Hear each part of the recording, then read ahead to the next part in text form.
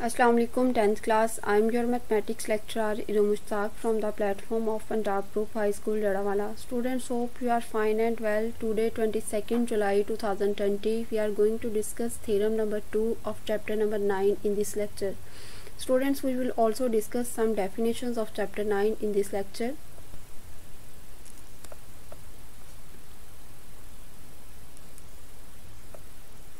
Students, as you know, ये definitions हम complete chapter 9 के इंट्रोडक्शन में पढ़ चुके हैं, लेकिन उसके साथ साथ मैंने आपसे कहा था डेली बेसिस पे 2 या 3 डेफिनेशंस मैं आपको रिवाइज करने के लिए दूंगी, ताकि एक दफ़ा अगर आप जो है वो वर्डनाइज हो गए थे तो डेली बेसिस पे आप उसको अच्छे तरीके से याद कर सकें।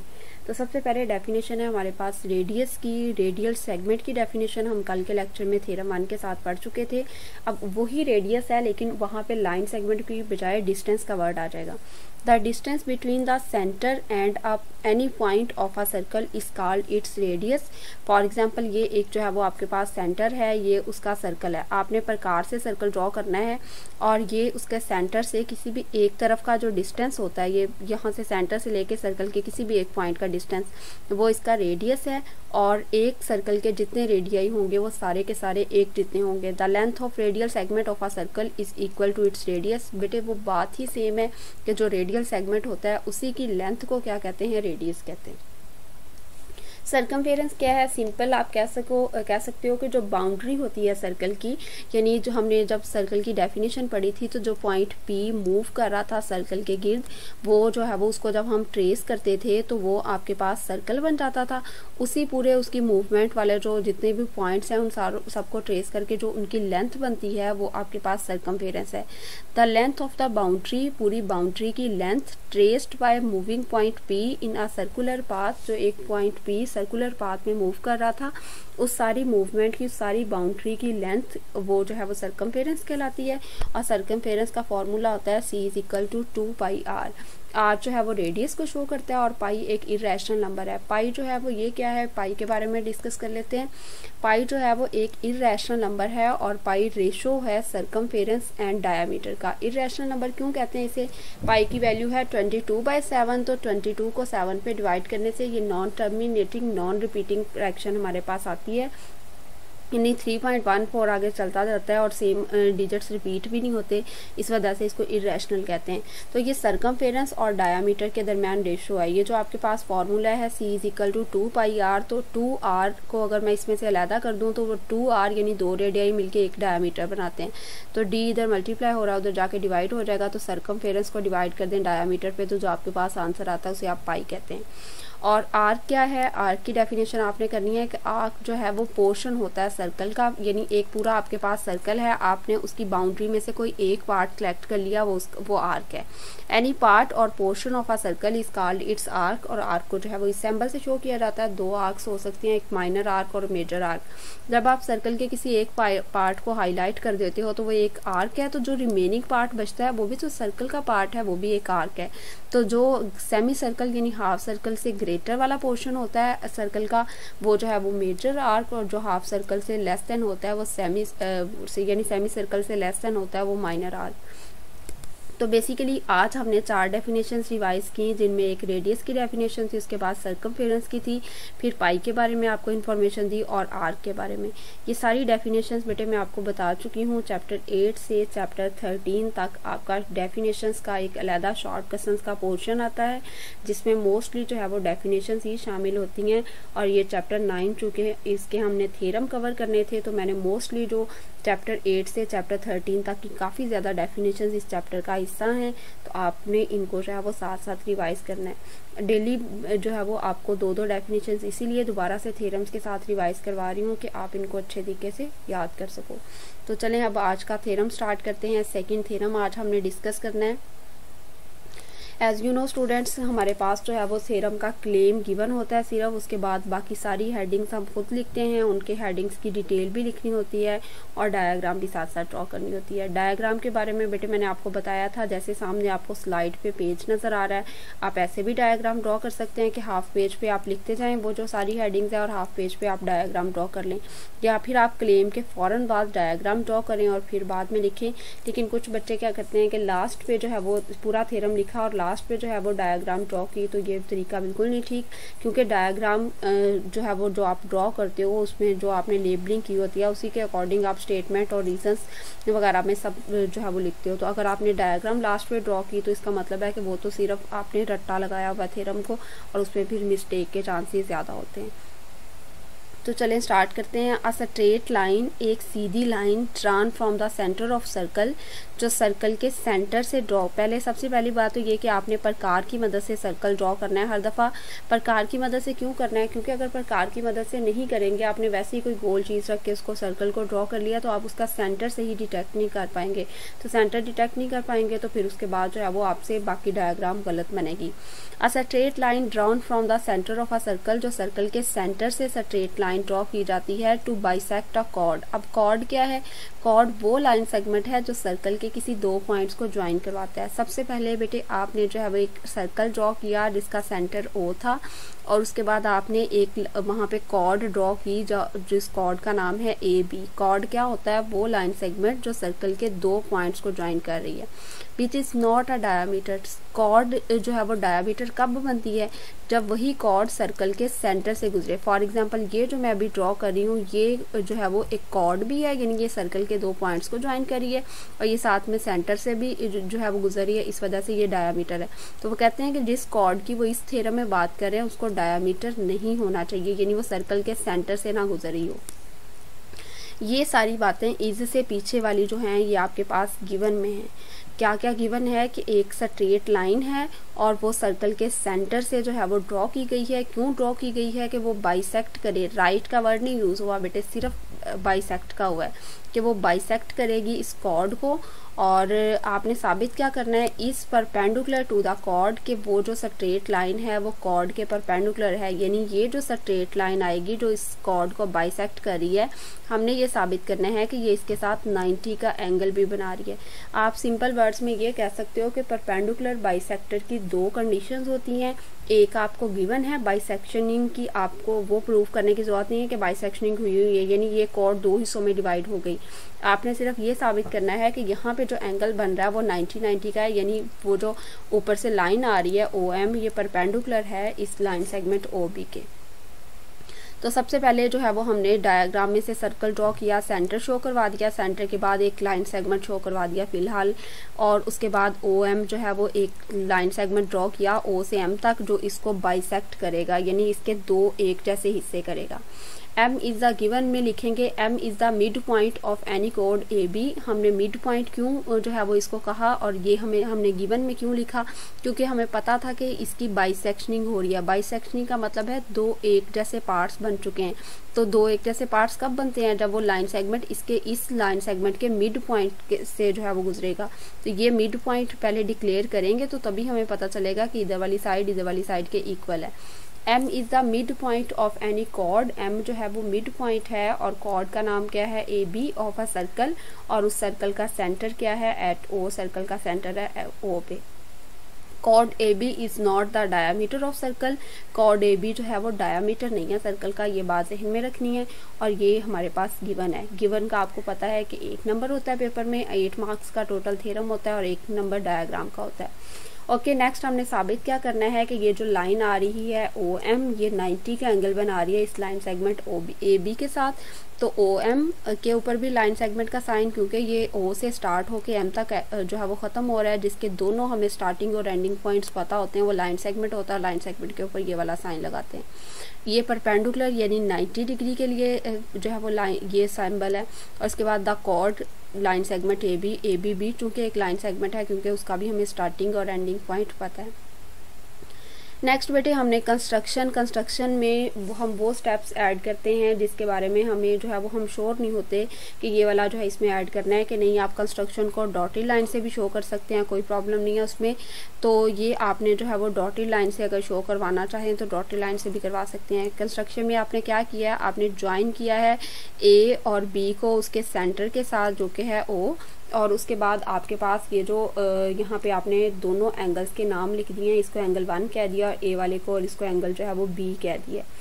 तो गिवन आपके पास हो गया, जो भी मतलब यहाँ पे था कि OM जो है वो सिर्फ बाइसेक्शनिंग कर रहा है इस लाइन सेगमेंट AB की। और टू प्रूफ में आपने ये साबित करना है 90 के एंगल बना रहा है, और कंस्ट्रक्शन में आपने जब जो है वो ड्रॉ किया O को A से और O को B से ज्वाइन कर दिया, तो आपके पास एक्चुअली बेटे 2 ट्राइंगल्स बन गई। अब हमने जो है वो 2 ट्राइंगल्स बन गई हैं, तो ये बिल्कुल सेम जैसे हम 9th क्लास में साबित करते थे, 2 ट्राइंगल्स बाहर वाले सर्कल को फिलहाल के लिए इग्नोर करेंगे और इस ट्राइंगल की कोई सी 3 चीज़ों को इस ट्राइंगल की किसी 3 चीज़ों के इक्वल करेंगे। अगर इस ट्राइंगल की 3 चीज़ें इस ट्राइंगल की 3 चीज़ों के इक्वल हो जाएंगी तो हम डिक्लेयर कर देंगे कि ये वाली ट्राइंगल इस ट्राइंगल के कॉन्ग्रेंट है। और आपको पता है कॉन्ग्रेंट ट्राइंगल्स के बाद फिर अगर जो है वो इस ट्राइंगल का कोई भी एंगल हो या फिर कोई कॉरस्पॉन्डिंग साइड हो, वो अपने कॉरस्पॉन्डिंग एंगल या कॉरस्पॉन्डिंग साइड के कॉन्ग्रेंट ही होती है। तो बेसिकली हमने ये साबित करना है कि ट्राइंगल OAM और ट्राइंगल OBM ये कॉन्ग्रेंट हैं। उसके लिए आपको जो है ट्राइंगल OAM और ट्राइंगल OBM की किसी 3 जो है वो बेसिक कंपोनेंट्स, वो कौन कौन से हो सकते हैं, वो एक कम से कम साइड ज़रूर होनी चाहिए, तीनों साइड्स भी हो सकती हैं, या फिर एक साइड और 2 एंगल्स भी हो सकते हैं, या फिर 2 एंगल्स और एक साइड भी हो सकती है। नेक्स्ट आपके पास है बेटे, अब वो 3 चीज़ें हमने साबित करनी है। सबसे पहली बात तो ये है कि ये जो OA है और ये OB, ये OA इस ट्राइंगल का पार्ट है और ये OB इस ट्राइंगल का पार्ट है। लेकिन हमें ये बात पता है, आज भी हमने ये डेफिनेशन रेडियस की डिस्कस की थी, तो उसमें हमने पढ़ा था एक सर्कल के जो सारे रेडियाई होते हैं वो एक जैसे होते हैं।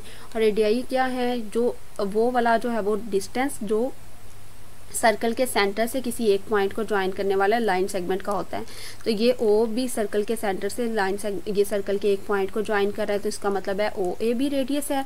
और यहाँ पे जो OB वाला लाइन सेगमेंट है ये कैसे बना, ये सर्कल के सेंटर को सर्कल के किसी एक पॉइंट से ज्वाइन करने से बना, इसका मतलब है OB भी इसका रेडियस है। तो ये जो दोनों रेडियस हैं इनकी मेजरमेंट जो है वो क्या होगी, एक जैसी होगी। Measurement OA is equal to measurement OB। यहाँ अगर मेजरमेंट का वर्ड यूज़ करेंगे फिर आपने कॉन्ग्रेंट का नहीं, फिर इक्वल का वर्ड यूज़ करना है। और अगर आप मेजरमेंट का यहाँ M का वर्ड नहीं यूज़ करेंगे तो फिर आपने जो है वो यहाँ कॉन्ग्रेंट का वर्ड यूज़ कर सकते हैं, symbol. Measurement OA is equal to measurement OB, उसके सामने आपने क्या रीज़न दी, radii of the same circle के, ये एक ही सर्कल के रेडियाई हैं। उसके बाद नेक्स्ट बेटे हमें ये बात पता है, ये स्टार्ट में यहाँ पे इज से पीछे पीछे जो डाटा होता है मैंने आपको बताया था कि वो गिवन है। तो यहाँ पे उन्होंने कहा था कि जो लाइन आ रही है वो उस कॉर्ड को बाइसेक्ट कर रही है, यानी कॉर्ड के 2 हिस्से कर रहे हैं। और फिर यहाँ पे जब हमने गिवन लिखा था तो हमने लिखा था कि M उसका मिड पॉइंट है। तो ये M जो मिड पॉइंट है तो इसका मतलब है मिड पॉइंट से इस तरफ का डिस्टेंस जितना होगा उतना ही इस तरफ का डिस्टेंस होगा। ओके, ये मेजरमेंट AM तो मेजरमेंट BM के इक्वल होगी। लेकिन इन ट्राइंगल के कॉरस्पॉन्डेंस के जो है वो अगर व्यू से हम देखते हैं तो यहाँ पे ये AM इस ट्राइंगल का हिस्सा है और इसकी कॉरस्पॉन्डिंग साइड है BM, तो ये दोनों कॉन्ग्रेंट हैं। तो measurement AM is equal to measurement BM ये गिवन है, क्योंकि ये M उसका मिड पॉइंट था, तो मिड पॉइंट से जितना इधर वाला डिस्टेंस होता है उतना ही उधर वाला डिस्टेंस होता है। तो ये दूसरी बात भी जो है वो हमारे पास, यानी 2 साइड्स मुकम्मल हो गई हैं। उसके बाद अब तीसरी देखते हैं हम कि कौन सी चीज़ सेम है। इस ट्राइंगल का ये जो लाइन सेगमेंट है OM, यानी इस ट्राइंगल की एक साइड OM है और इस ट्राइंगल की भी साइड OM है। जब जो है वो कोई एक चीज़ सेंटर में दोनों ट्राइंगल्स सेम शेयर कर रहे होते हैं तो इसका मतलब है उसकी लेंथ जो है वो दोनों के लिए एक जैसी होगी। तो measurement OM is equal to measurement OM, यानी ये पहली ट्राइंगल के लिए OM और जो दूसरी ट्राइंगल यानी उसकी कॉरस्पॉन्डिंग साइड है वो दोनों एक दूसरे के इक्वल हैं। उसकी रीज़न क्या देनी है, कॉमन। तो उसके बाद जब आपने ये 3 चीज़ें साबित कर दी, जो स्टार्ट पे आपने कॉरस्पॉन्डेंस का साइन लगाया था उसे हटा देना है। ये दोबारा लिखेंगे ट्राइंगल OAM और ट्राइंगल OBM, यही वाली लाइन सारी रिपीट करनी है, लेकिन कॉरस्पॉन्डेंस का साइन हटा के इनके आगे कॉन्ग्रेंट का सिंबल लगा देना है। और उसके बाद आपने यहाँ पे इसके सामने क्या लिखना है, पहली ट्राइंगल की आपने कौन कौन सी साइड चीज़ों को मैच किया, आपने इसकी तीनों साइड्स को इसकी तीनों साइड से मैच किया। तो आप इसके सामने ये भी लिख सकते हैं SSS पोस्टुलेट, या फिर आप लिखते हैं SSS कॉन्ग्रेंट SSS, यानी पहली ट्राइंगल की तीनों साइड्स दूसरी ट्राइंगल की तीनों साइड्स के कॉन्ग्रेंट हो गई हैं। अब इस स्टेप पे आपको ये पता चल गया कि ये वाली दोनों ट्राइंगल्स एक दूसरे के कॉन्ग्रेंट हैं। अब पहली वाली ट्राइंगल की कोई भी साइड हो या कोई भी एंगल हो वो दूसरी ट्राइंगल में अपनी कॉरस्पॉन्डिंग साइड या कॉरस्पॉन्डिंग एंगल के कॉन्ग्रेंट होगा डेफिनेटली। तो हमने यहाँ पे ये साबित करना था कि यहाँ पे 90 डिग्री का एंगल बनना चाहिए। अपने टू प्रूव वाली बात को नहीं भूलना, यहाँ तक जाके आपका थ्योरम कंप्लीट नहीं हुआ। अब ये साबित हो गया कि जितना एंगल मेजरमेंट एंगल 1 है उतना ही एंगल 2 है, क्योंकि ये इसका इस वाली ट्राइंगल का एंगल है और इसका कॉरस्पॉन्डिंग ये वाला है। जब ये ट्राइंगल्स कॉन्ग्रुएंट है तो डेफिनेटली वो एंगल्स भी कॉन्ग्रुएंट होंगे। Measurement angle 1 is equal to measurement angle 2 corresponding angles of congruent triangles. ये ट्राइंगल का सैम्बल है और इसके साथ एस क्यों लगा, इसकी प्लूरल बनाने के लिए कि दोनों ट्राइंगल्स एक दूसरे के कॉन्ग्रुएंट है तो उनके कॉरस्पॉन्डिंग एंगल्स भी कॉन्ग्रुएंट होंगे।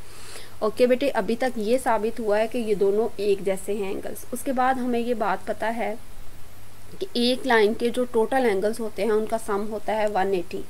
तो इस लाइन के टोटल एंगल्स यानी measurement angle 1 plus measurement angle 2, तो ये टोटल एंगल का नाम क्या बनता है, AMB। यानी एक इसका ये वाला जो है वो बाजू A, ये सेंटर पे जिस एंगल की बात करें, और एक ये वाला इसका आर्म, तो मेजरमेंट एंगल AMB ये टोटल कितना हो गया 180। इसमें कौन कौन से दो एंगल्स आते हैं 1 और 2, तो ये 180 हो गया। क्यों इसको 180 का, adjacent supplementary angle. Supplementary angles हम उन एंगल्स को कहते हैं जिनका सम या जिनका मजमुआ जो है वो 180 के इक्वल आता है। और ये बात आपने ध्यान में रखनी है कि एक लाइन के टोटल एंगल्स का सम 180 होता है। एक सर्कल के टोटल एंगल्स का सम होता है 360, क्योंकि सर्कल में ये ऊपर वाला पोर्शन भी कवर होता है और नीचे वाला भी, लेकिन एक लाइन के टोटल एंगल्स का सम सिर्फ 180 होता है। इसको आपने पॉइंट 1 का नाम दे दिया, इसको आपने पॉइंट 2 का नाम दे दिया। यहाँ पे पॉइंट 1 में हम कह रहे हैं कि एंगल 1 जितना है उतना ही एंगल 2 है। पॉइंट 2 में हमें ये बात पता है कि टोटल ये एंगल्स जो बनते हैं वो बनते हैं 180 के इक्वल। जब ये टोटल 180 हैं और इनके एक 180 के एक जैसे दो हिस्से करने हैं, तो इसका मतलब है मेजरमेंट एंगल 1 भी 90 डिग्री का बनेगा और मेजरमेंट एंगल 2 भी 90 डिग्री का बनेगा। तो ये 180 के दो एक जैसे हिस्से कर दिए, जितना जो है वो हिस्सा मेजरमेंट एंगल 1 का है उतना ही मेजरमेंट एंगल 2 का है। तो measurement angle 1 is equal to measurement angle 2 is equal to 90 degree. ये बात हमें कहाँ से पता चली, फ्रॉम पॉइंट 1 और 2। अब उसके बाद आपने जो है वो यहाँ पे लास्ट में ये ज़रूर लिखना है, जो आपने 2 प्रूव करना होता है कि जब ये साबित हो गया कि ये 90 डिग्री है, तो आपने लिखना है OM परपेंडिकुलर बाइसेक्टर है, परपेंडिकुलर है लाइन सेगमेंट AB के।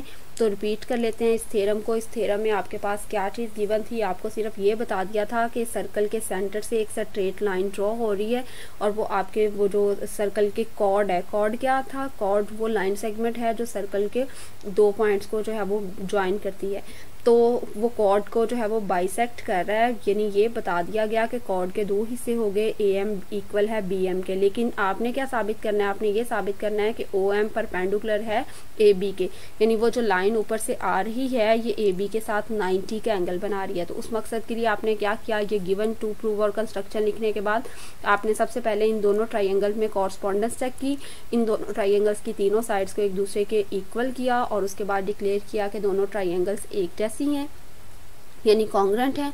फिर इसके एंगल 1 और इसके एंगल 2 को एक दूसरे के इक्वल रखा, चूंकि हमें पता है कि एक ट्राइंगल एक लाइन के टोटल एंगल्स जो 180 होते हैं, चूंकि ये दोनों एंगल्स एक दूसरे के इक्वल थे तो दोनों 90 हो गए। और जब 90 डिग्री के इक्वल हो गए तो उसके बाद जो है वो आपने लिख दिया कि ये उसके परपेंडिकुलर पे है।